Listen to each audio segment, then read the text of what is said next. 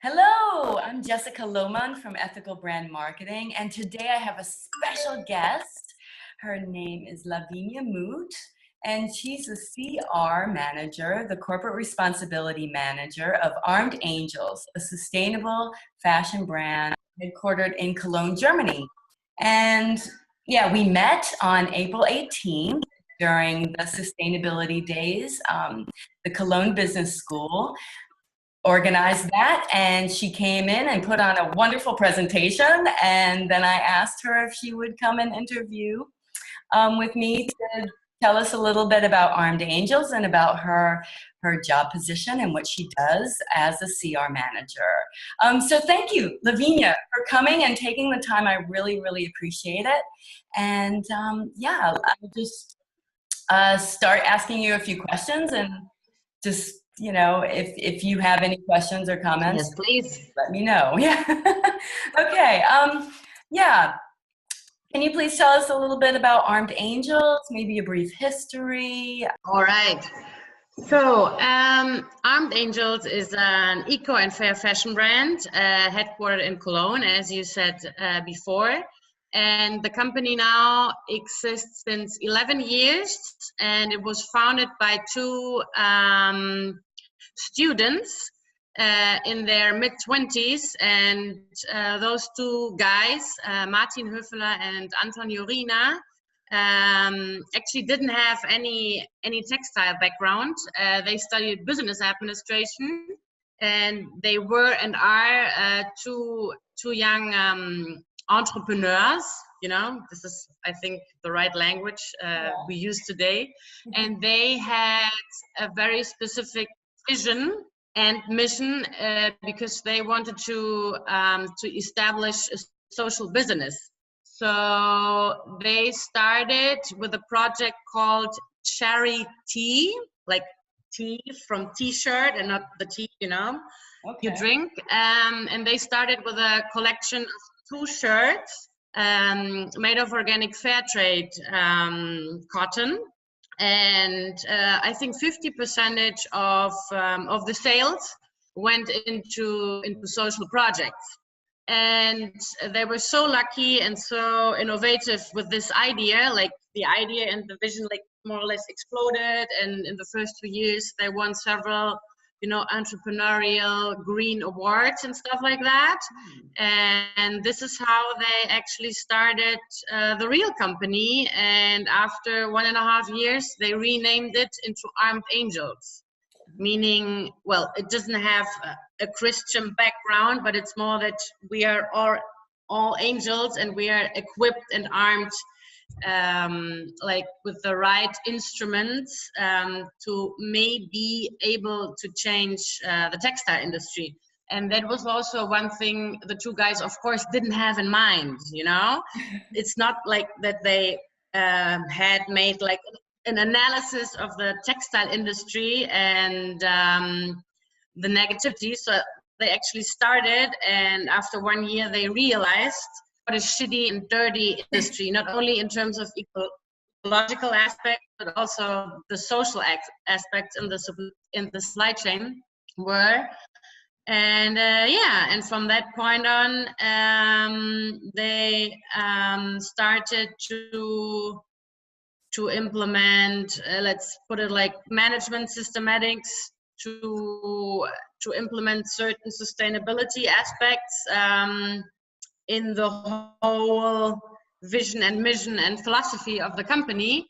And well, nowadays, 11 years later, it's not only 2 guys working in the company, it's 80 employees. We sell 2.5 million garments per year and have a turnover of 30 million euros. And despite the problems in the textile industry, we are actually growing with our philosophy and our products. And I'm in the company since 6 months, and I'm really, really, really positively surprised, because before I was working in consulting for 8 years. So I know a lot of textile companies, I know the industry, I know the suppliers, but this company really demonstrates that you can make a difference and that you can produce textiles under certain fair and ecological conditions. And yeah, and we're working daily or on a daily basis to improve our work and the industry. Wow. Wow, that's pretty good. Are you, do you have locations in other countries? Like office locations, or are you just? You mean like? Mm-hmm. No, our head office is over here in Cologne, so all the operations take place here. But of course, our productions, like we don't have own production facilities units, we have partners, you know, and the whole. And they are basically like our first tier suppliers are. We have 5 in Portugal. We have 5 first tier suppliers in Turkey. We have 1 first tier supplier in Lithuania, 1 in China, and 1 in Tunisia. And for example, we have 2 origins of organic cotton. We have 1 partner in India, which is a fair trade organic certified cooperative. Mm-hmm. And we have 1 fixed origin of organic cotton from Turkey.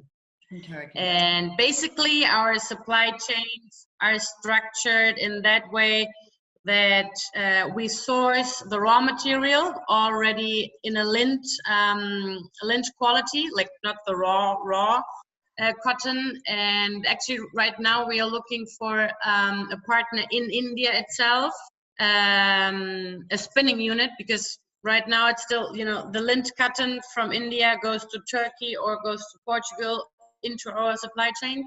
But one of our approaches is to leave as much of economic benefit in the countries of production. So that's why we are now looking for a new spinning unit in India, so that the Indians can also spin our organic cotton.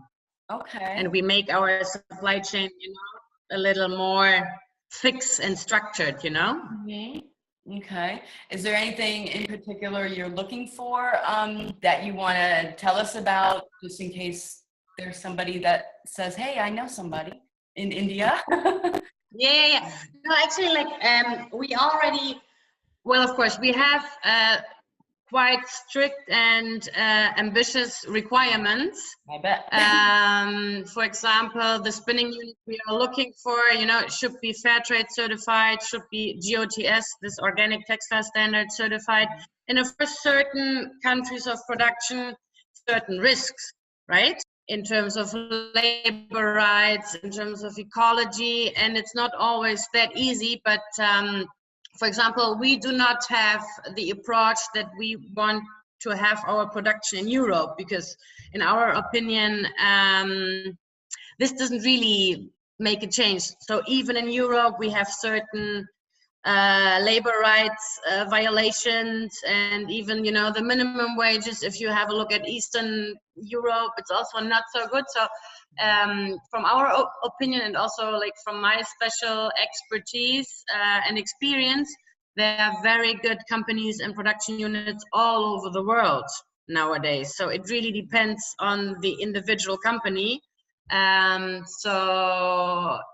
But in the case of India, of course, there are certain very harsh risks, you know. I could call, for example, you know, I don't know if you've heard of this Sumangali system. It's like a slavery system, you know, in India. The bride still also, it's not allowed by the local laws, still have to pay the dowry. And there's a systematic called Sumangali, and the girls get like 3 years contracts, and they actually live in the production facility and work for 3 years, well, it depends on the facility, get a salary, and after 3 years they get like a big amount of money, which is for the dowry, you know. But this system implies certain risks of forced labor, so we really have to have an eye on those issues, you know, when we want to source in those countries and we want to work with the companies over there. Right. Step by step. Yeah. To be very cautious. Yeah, that's true. Are you the actual person that interviews these companies to bring them on? You mean like in the strategy process, or already when we look for a new partner or the new partner? What do you mean? When you look for a new partner, are you the one that talks to them first and goes and visits? Okay. And yes, definitely. I mean, we have a sourcing manager, and she's responsible for the sourcing activities. And we have this so-called responsible sourcing strategy. So if we look out for new partners, we have certain requirements which already have to be or should be implemented. Mm-hmm. And then, of course, we have a set of requirements the companies should be able to implement in certain time frames. And she travels around the world and looks for new factories. And once she has found a potential partner, like the onboarding process starts, and she's still responsible for that. But after the onboarding process is finished, I have to go and I have to conduct like a social and ecological assessment, both sides. So that we have a basis, you know, like a status quo of the factories. But I have to tell you honestly, you know, as I'm working for the brand, I have a commercial interest in the product, you know. Right. So I'm not a neutral and third-party investigator. So I conduct my social and ecological assessment. I have my results. And depending on the country of production, if it's a risk country, or if I think after my conducted assessments, there are certain things which are not 100% secured or guaranteed or sure, we in general work with other third-party audit bodies, like the Fairware Foundation, you know, those so-called multi-stakeholder initiatives who conduct neutral third-party audits and trainings, so that we have, you know, a third-party opinion. And I think this is crucial and very important, as those audit bodies or certifying bodies like don't have a commercial interest in the product, so they are really able to evaluate the factories on another basis as we do. I mean, anyways, you know, I try to be as neutral as I can, but also from the side from the factory, you know, because they want to do business, you know. Right. If I ask for documents and if I ask, well, are you able to implement this and that, they tell me, yes, madam, everything, you know. So I think it's very important to have a set of neutral partners, NGOs, multi-stakeholder initiatives, and so on, to work with. Okay. To secure certain standards in your supply chains. Wow.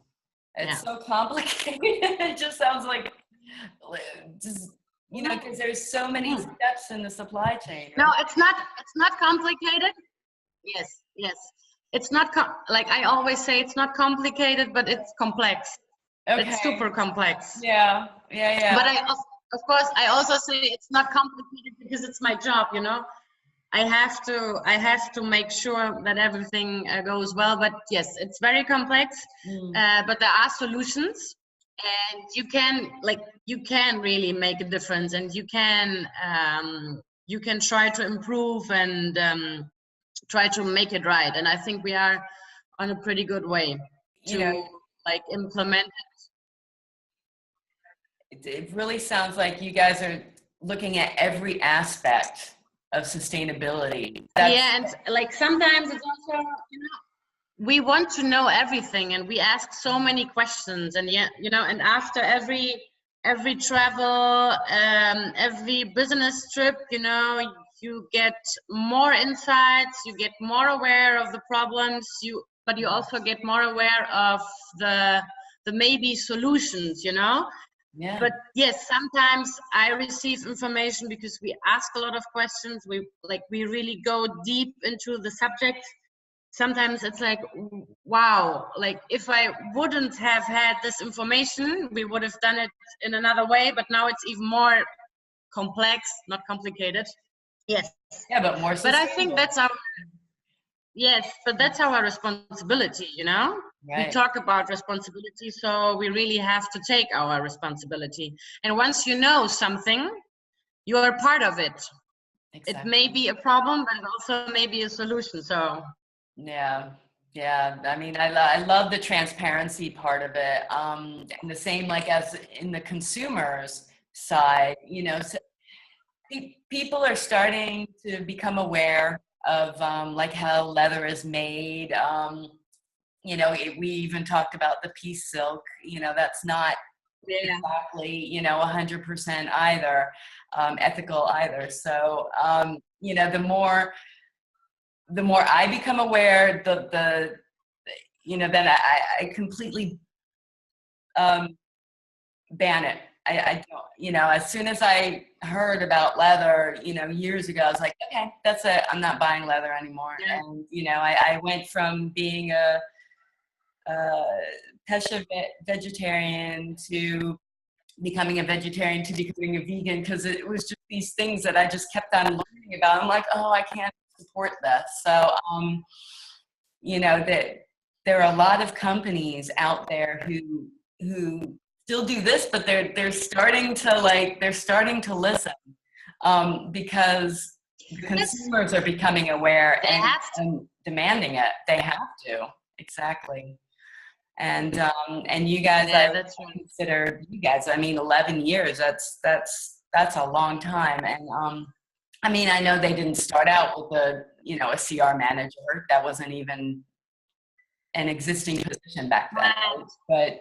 But the fact that Yeah, they didn't even know. Yeah, you know, like I think when we started, we didn't even know that this at one point would be necessary, because in the beginning, I think we thought, well, sustainability is the DNA and basis, and all our management processes are sustainable, and we work, you know, with certified companies, and it'll work out. I mean, it worked out for a pretty long time, but as I said to you before, you know, when you keep on asking questions, there's so much information that certain responsibilities in the company cannot handle anymore. right. And that's why I'm here, you know. I mean, it's not that I'm like, I always say that like my position is not that important. I mean, of course it's important, but it's more that in my position, I I set up and well, I'm responsible for the frameworks of sustainability, you know, and the future steps our company is going to make. But at the end of the day, it's anyways everybody in our company, every employee in his or her department takes a part of my responsibility, you know. Right. It's not that all decisions regarding sustainability end up at my desk. It's like everybody here has its own or her or his own responsibility, and I solely, which is a lot, set up the framework.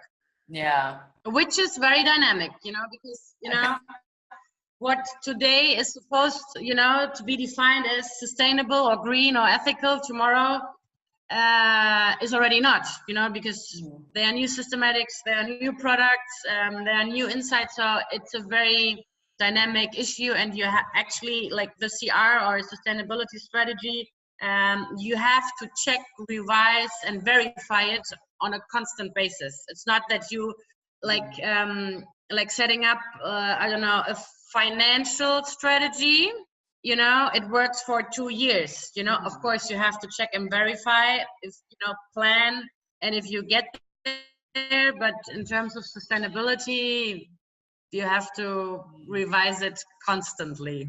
Is this I mean, like every we time have specific targets. Okay. Wow. Is it like every time Yes. you find something out that you can improve, then you write it in there, or do you do it like once a month or once a quarter? Do you do it like that regularly, or just every time you see something? I receive so many new information and so many new insights every single day, and it depends on the information. like first I have to evaluate the information if it's really that important as I thought it was when I read it or heard it for the first time. And then I have to check where I have to, or with whom I have to talk about this topic. You know, if it's a product issue, if it's like a real management strategy issue, if it's a market issue. So it totally depends. But like institutionalized, we check it more or less every quarter. But of course, they're always, you know, they're, for example, right now, you know, we have this new microplastic particle scandal. Well, it's not a scandal, it's a fact, because now there are like the first like really empirical research studies that with every polyester piece, you know, we wash in our washing machines, certain microparticles of plastic are released, and the washing machines don't have those filters, and not even our effluent treatment plants have filters. So, you know, with every piece we wash, microparticles of plastics go into the ocean, and we cannot do anything about it. And even us, we have an alternative like the recycled polyester, which is a good thing. But, you know, half a year ago, we were not aware of this problem. Now we are, and now we have to work on a strategy to minimize our even recycled polyester, or we have to find maybe a biodegradable or compostable polyester or synthetic alternative fiber to use in our products. Which is ambitious, but you know, it never gets boring. Never. I was just about to say, I bet. Wow, that is so interesting. And technology keeps on improving too, so that you have that on your side anyway. Oh yes. That's good. Yeah. Same for example with this recycled polyester issue. I mean, Patagonia, you know, the outdoor company from the US, they started with recycled polyester already 25 years back. But actually, you were not like until 5 years back, it was super difficult to source the fiber. Like there was just no recycled polyester on the market, and it started like 5 to 6 years ago. And even 5 to 6 years ago, it was really difficult to get the fiber in a good quality. And nowadays, it's like it's no problem at all. And even the price difference of virgin polyester and recycled polyester, there's not a lot of price difference. Now we have to go deeper into the subject. You know, we have to check if it's mechanically or chemically recycled. Where do the bottles come from? You know, it gets more interesting every day. But it also always depends on how you like what the market has to offer, you know. And we still, I mean, we are super innovative, and we are always looking for new stuff and for new innovations and for alternative and even more sustainable materials and fibers and fabrics. But it's still that we are still a small company. Well, more or less 80 employees. But for example, we do not have the budget to invest in own innovation. I mean, we're starting with that, but step by step, you know? Right. But it's like even us, we can only offer products which the market already offers. And in a sustainable material mix or manner. But we are also not yet able to offer something like really revolutionized, unfortunately. And I think that is also the problem with this whole sustainable and ethical entrepreneurship. You know, we are all people who want to make a difference in the world, and we want to leave this earth, you know, with a positive impact. But I think when you start a business,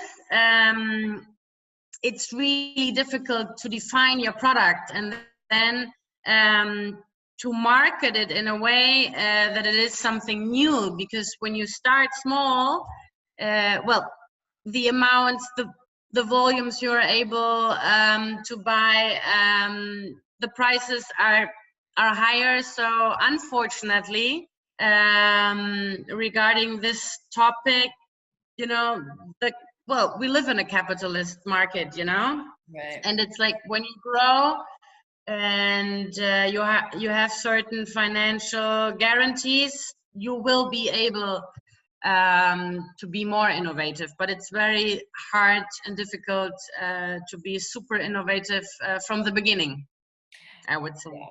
Yeah, that's true.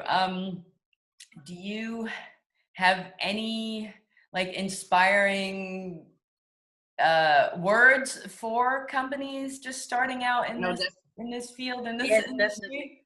Definitely. So anyways, like contrary to what I said before, I think we can make a difference, and I mean, we are showing it because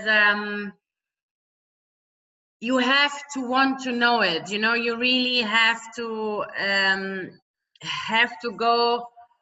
go deep into the subject, and you have to keep on asking questions. You have to be curious. You have to try to understand the problem behind the problem. You know, and even for me, I mean, I studied business administration, and now I ended up in a textile company, and I'm doing chemical assessments and chemical management and stuff like that. But it's like I wanted to know, like I wanted to understand what was happening, and yes, here we are, and it works. But of course, you have to be very, how do you call it in English? You really have to want it, you know? You have to be passionate, and I think everybody will live certain like throwbacks. But you have to get up the next day, and of course, constantly verify and check and revise your mission and your vision. But you have to keep on working on it. Yes. I'm afraid that a lot of small sustainable business owners, you know, they start out, they're super passionate, and but if they don't get that financial reward that they need to keep on going soon enough, then they, you know, sometimes they stop like right before they it gets commercialized. Yes.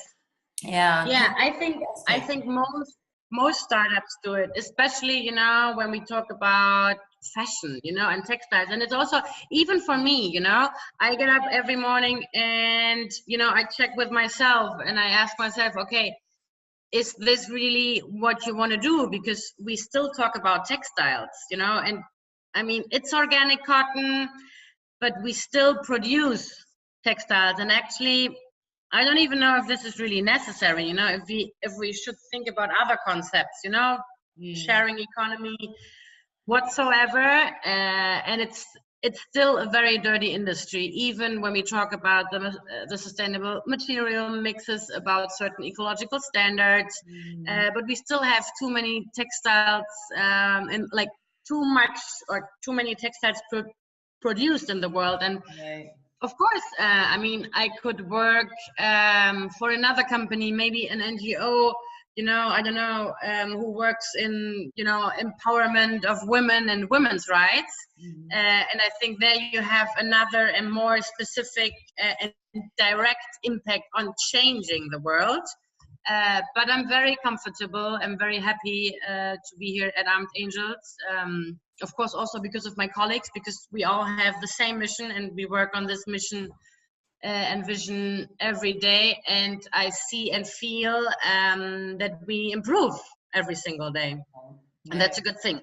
I mean, of course, we're actually now at a very hot and interesting turning point, because we are actually changing from, you know, this little startup to become a middle-sized company, and we are really growing very, very, very fast. And of course, we have to be very cautious and careful, because this fast growing does not really go theoretically well with a sustainable development. On the other hand, I know that, or I think and feel that you can only really make a difference when you go into the masses, you know. Until now, we are the pioneers and we are showing the textile industry that you can do it differently, but our impact is still very small, you know. We work with more or less 14 first-year suppliers. We have very good partners, but now we are growing, and if we are able to find the right partners with the right mindset or the same mindset, we have an even bigger impact, and that's a good thing. Definitely. Yeah, that going into the masses, that that is so important. And I think in the Vortrag, in the presentation after yours, then somebody mentioned that this was a German study that people were just asked out of a group of shoppers, and they were asked where they got their information of sustainable fashion. And the number one answer was in store. Okay, that's interesting. Like, what? You know? I never get any information in any store, like any information I could really use, you know. But because we shop differently, we are conscious consumers, and everybody who is going to be watching this video are conscious consumers. But if you look at the masses, there's so many more out there who don't even think before they buy. You know, they just buy, and they just buy, and they just buy, and you know, cheaper, and they consume. So, and those are the people that we, you know, are also trying to reach. And so that's why, like CNA and, you know, H&M even, they're putting like billboards or containers to put your recyclable clothing. Post-consumer, post-consumer waste, Yeah, so, and you know, CNA, they have their own organic cotton line. The Fashion Revolution put out a traceability or transparency report. Yes, I know. Report, and CNA was like number 3 or 4 on that list. Well, actually, yes, they are doing a pretty good job, but already since years. It's not like that they just started, that CNA started. They have a very good sustainability department since years. They were actually the ones on the German market who started with the organic cotton 10 years back. And you know, there's also the CNA Foundation. They are putting a lot of money in innovations and technologies and research studies, and this is very, very, very, very important. But you know, it's they have maybe 1 or 2 product ranges, same like H&M, you know, the conscious line. 80 collections or something. Yes. So what would really make a difference, you know, if they would start to implement certain sustainability aspects in every single product. I mean, they now realize that it's not enough to have one product range of sustainable alternative fashion. A lot of companies now have set the target, you know, until 2025, they will have, I don't know, 80% of preferred fibers in their products. So they are starting, but they really have to change. And actually, I can tell you, the problem is not only the commitment of the big companies or the big players. The problem is that until now, governments, not only the governments in Bangladesh and China and India, you know, and the producing countries, even over here in Europe, of the sourcing countries, did not or do not yet have implemented certain regulations that sustainability aspects and ethical trading aspects have to be implemented or secured. I mean, now they are starting, you know. In the UK 2 years ago, they launched this new anti-slavery act. So actually every company who's sourcing from the outside and bringing products into the UK has to make sure that certain, ILO core conventions and ethical trading aspects are guaranteed. I think the same applies to France. Slowly, the governments realize that they also have to, find a balance of putting pressure and supporting certain economies. And I personally think, our company is doing a very good job. All the voluntary standard organizations are doing a very good job. But I personally think that it will only change if regulations change and the governments work with us and trade unions and so on. Definitely. It takes so many different aspects. I mean, it takes a village of everybody working together. Yeah, I see this all the time. Also in the animal cruelty issues. Coaching and you can't get anywhere without the government, and the government has some laws, but then they don't enforce it because the money comes in. And yeah. I mean, France just launched this law, I think end of last year, that they banned all plastic bags from all supermarkets by, I don't know, 2019 or in 2 years. Yeah. So we also, in Germany, we also have to do it. They banned all the plastic, forks and knives and dishes and stuff like that. Yeah. I mean, in Germany, a lot of supermarkets took this initiative on a voluntary basis. Yeah. But it really makes a difference only if everybody participates and if there's a law you have to obey. Exactly. Definitely. And, slowly but surely, these laws are popping up. Yes. But we got to protect our data first. So we'll get past this law and then we'll go to the next one. Right. I spent all weekend. Dealing with it. But that's all good. All in the name of ethical marketing, right?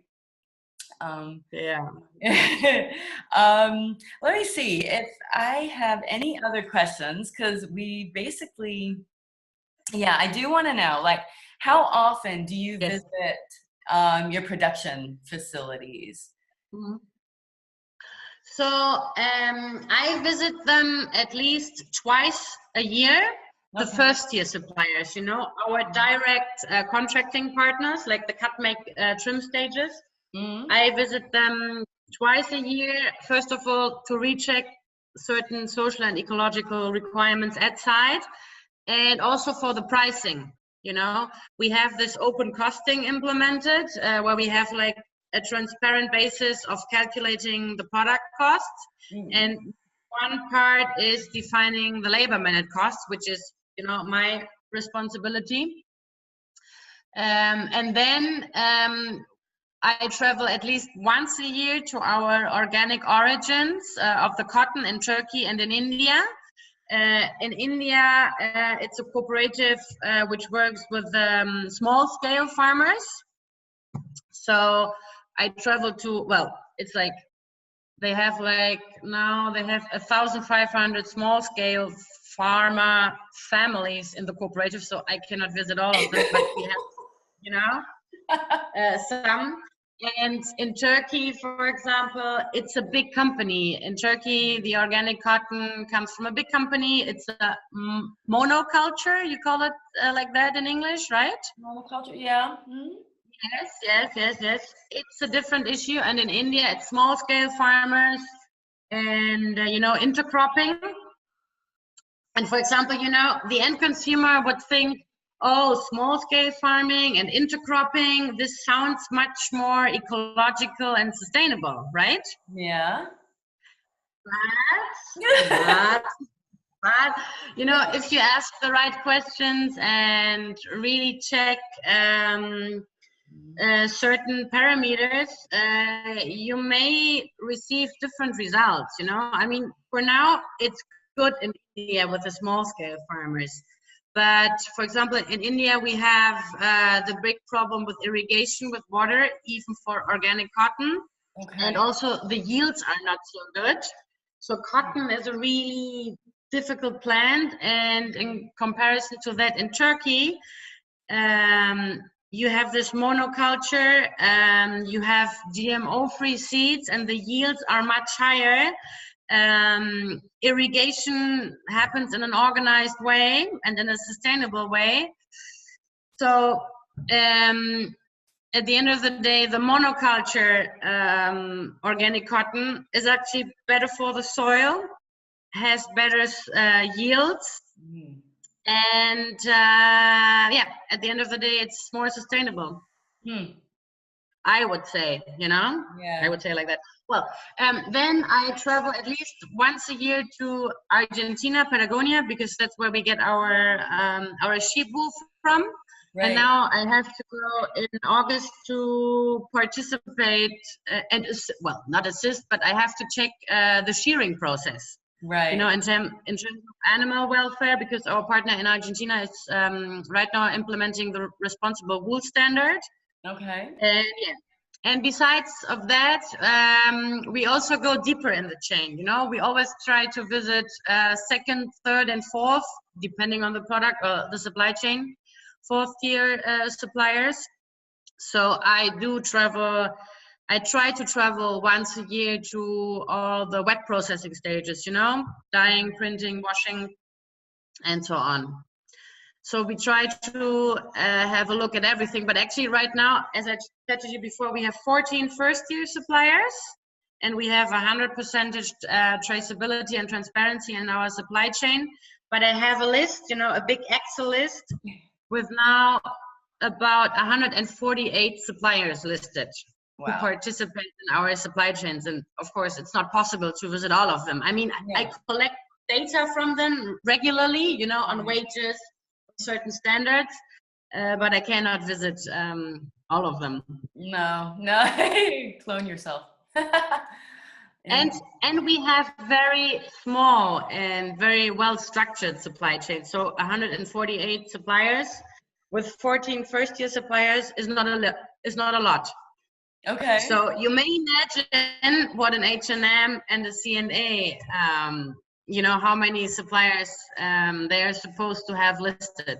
Yeah. It's almost, that's why it's also very hard and difficult to track and trace. A lot of end consumers ask, well, I don't understand it. Why there is no transparency and traceability in the supply chains? Well, it's a very complex issue.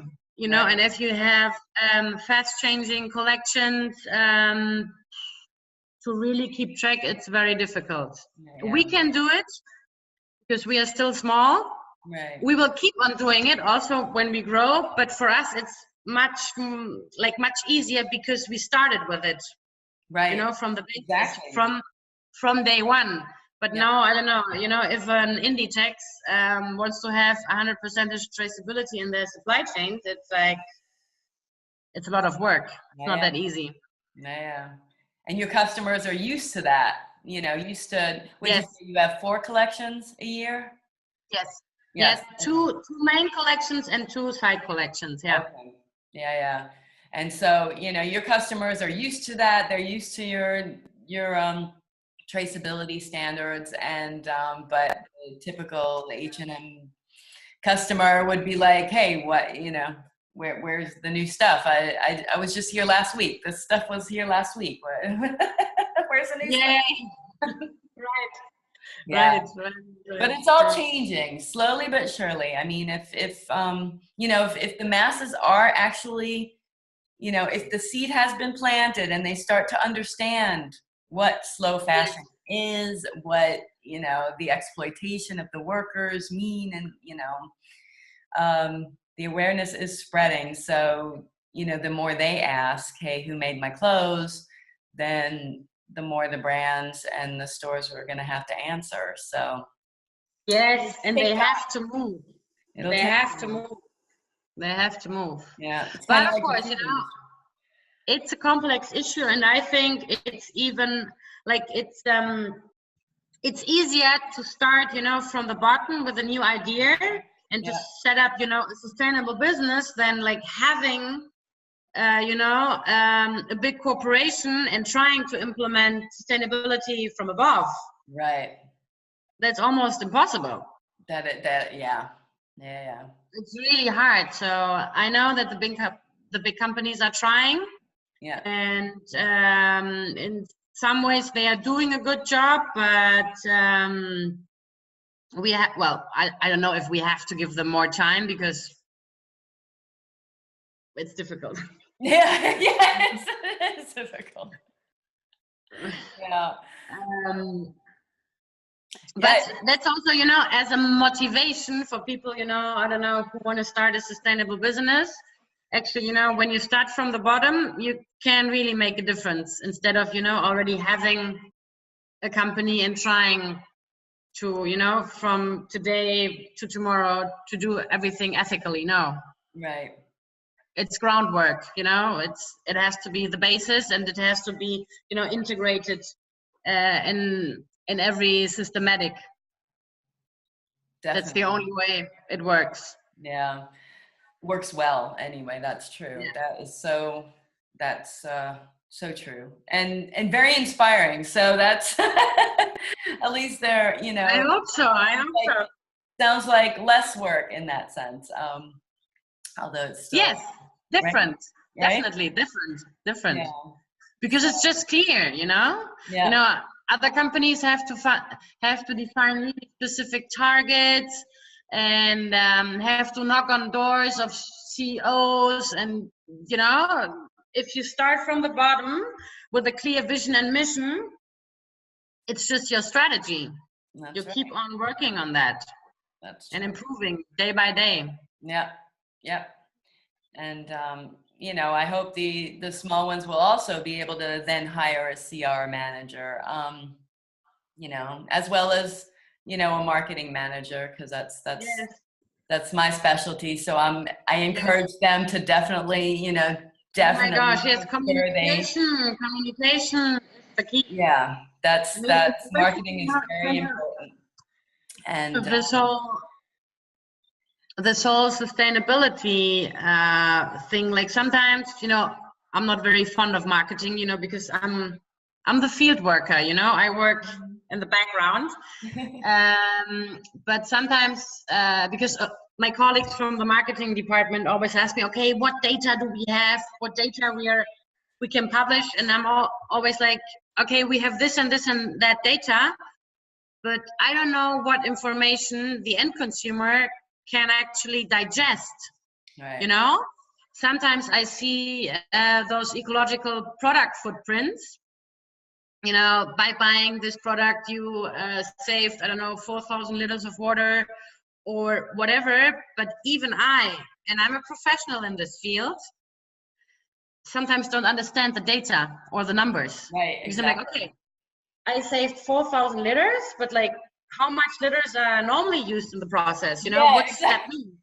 So I think to prepare and harmonize the data for the end consumer, yeah, this will be very, very, very important in the future, because nowadays we get much more data. We are able to communicate to the end consumer, but we do not actually have a real idea what the consumer understands. You know, and we also have to be careful of not only communicating stuff the consumer wants to know. You know, I mean, I don't think we have to educate the consumer. We just have to make them aware of the important aspects. For example, in our case, as I said in the presentation, we have this new packaging box, you know, made out of grass paper. So we do not have normal paper packagings. We have a very super sustainable packaging now. It's a cellulose made out of grass from Germany. It consumes 75% less of CO2 emissions, 50% less water, and so on. And it's a really good thing. And our consumers love it, because we also we even feel responsible for the packaging, you know, and we think we have to make a difference. But for example, if you would compare the ecological parameters and the impacts in the supply chain in terms of CO2 emission and water and chemicals, unfortunately, this packaging only makes, is only that much only like, yeah, only like that, Yeah. because the real shit is happening at the wet processing stages, dyeing, washing, finishing, printing. Right. Tons of water, tons of chemicals, tons of energy. It's even more than the transport, Most Wow. end consumers are always worried about the transport, Wow. If you ship one thing, from China to Germany, it's like, how can this be sustainable? Yeah. It can be sustainable if you have a factory in China who is able to regenerate water and chemicals and energy in the production process. Then the transport doesn't have the biggest impact. So it's like really detailed data and stuff. Yeah, you got to weigh everything probably. Like what has more of an impact was that, weigh all the pros and cons and then pick the best solution. Yeah, because Yes. like you said, the fashion is always, people are going to buy clothes. They're going to Yes. always continue to buy clothes. Yes. Regardless of how sustainable the industry is or not. But there are also a lot of small business owners starting up doing like their mending services or their upcycling and which is also pretty interesting. And or repairing services. And I tell you, the future, it's very good to have a sustainable material mix, Right. But as I always say, this is not enough. Now the new buzzword actually at the moment is not organic anymore. It's, the circular economy. So a lot of companies, H&M is doing it, they are collecting post-consumer textiles. What they do with the post-consumer textiles, this is another question, I don't think they're able or already able, to dismantle the textiles and the fabrics and to bring it back, to make new fibers out of it. But they anyway started with this, and you also have to pick up the consumer for these issues, So I think this in the next 5 to 10 years, there will be a lot of changes in the industry. I think maybe in 10 years, almost every store or even e-com stores will collect used clothes and will try, or they have to, because our resources are scarce on the planet. Right. And we will be able to bring used clothes back into the supply chain. Yeah. Crazy. Wow. So much, so much to digest. And yeah, I'm so glad that you came here and talked about all this stuff, because some of it I already knew from your presentation, but some of it was like totally new information for me too. And Okay, that's good. this is a fascinating industry, and one that everybody's involved in somehow. Yes, everybody. And because we are not running around naked. Exactly. We're just not running around naked. If you wear clothes, you're involved. Yeah, everybody. Everybody. And it's even, it's a very emotional industry, like fashion and textiles. It's sometimes I think because there are other industries like electronics, or I don't know, like the car industry or even cosmetics, who also, have a really, really, really negative impact, on humans, on the planet, on resources. But it's like, even the purest vegan, buys a new phone every 2 years. But when it comes to fashion, it's so emotional, you know. We have this child labor issue, and then the chemicals and whatever. Yeah. So Exactly. we are all in it. Yes. And yeah, do you guys have any promotions coming up, or anything you wanna tell about Armedangels? Let me think. I mean, there will be a new campaign launched in the next 2 to 3 months. Okay. We have really made very good improvements for one specific product range. Okay. I cannot yet tell you. Okay. So you have to stay curious. And yeah, on the other hand, we are now really trying to focus on new materials, you know, new fibers, new fabrics. We have to evaluate how sustainable they really are, you know. I want your not only in terms of resources. Yeah. Yes, right. And we are trying to work on this circular economy approach, this closed loop approach.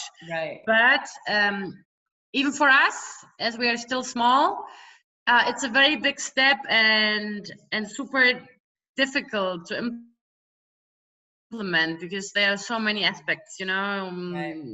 You have to care about. I mean, we can implement, you know, maybe we will find the right partner who's able to take post-consumer waste, to dismantle it and to, I don't know, make new cellulosic fibers or whatever out of it. But the next step is that we have to you know, convince the consumer to really bring the clothes back, or maybe send it back, you know. Right. There's a whole logistic behind this. I do not yet know. I don't know yet how to do that, and how to do it in a way that we do not, you know, generate more costs than we get out, you know. Because implementing new logistics, new systematics, this is actually like even a new industry on top of the textile industry, this whole, you know, recycling, reusing, dismantling industry. Yes, it is, definitely, with completely different technology and stuff. Yeah. Oh, interesting. Okay. Well, when this is published, I'm definitely gonna put your website on there so that people can check you out. And nice. And yeah, stick around, because I want to talk to you right after I stop the recording. Yes. Don't go away yet. But yeah, I just wanted to thank you again for this wonderful, very informational, informative interview. And that's good. Yeah, I'll leave you with the final word. Is there anything else you want to say for inspiration, or anything else? For inspiration, oh my gosh, I'm very bad at ending those discussions, but Me too. yeah, I think like if you have an idea, if you have a mission or a vision, if you are a passionate, rebellious guy or girl or whatever person, you can do it, you know. I mean, it's not only that you have, like, people say, I believe it and you can do it. No, it's not that easy. Of course, it's not that easy. Right. But if you check and verify and reflect on a more or less constant daily basis, you can do it. You can make a difference. Definitely. That's true. Hear, hear. Yes. Right. Oh, that's funny. It's 11/11. That's a magical number. Perfect. A magical time. Especially for Cologne, you know, because Carnival starts. Right. And yeah, there's a lot of laws of attraction and universe stuff with the number 11/11. So perfect. We got to see that number. Yeah. Yay. And you know, it was you know, we had full moon in Scorpio on Sunday. That's right. So That's right. this week, anyways, and you know, the full moon is entering in how do you call it in English? In Taurus, in Taurus, Tauro. yeah. Mm-hmm. Yeah, in Taurus. So a lot of good things are coming. That is so Stabilizing, true. Yes. stabilizing things. Yes. This is a powerful year, definitely. Yeah. Okay, Lavinia. Well, we'll say bye, but stick around, and we'll say bye to our viewers. So thank you again, and Thank you for having me. and everybody have a lovely day. Bye. Yes. Bye bye.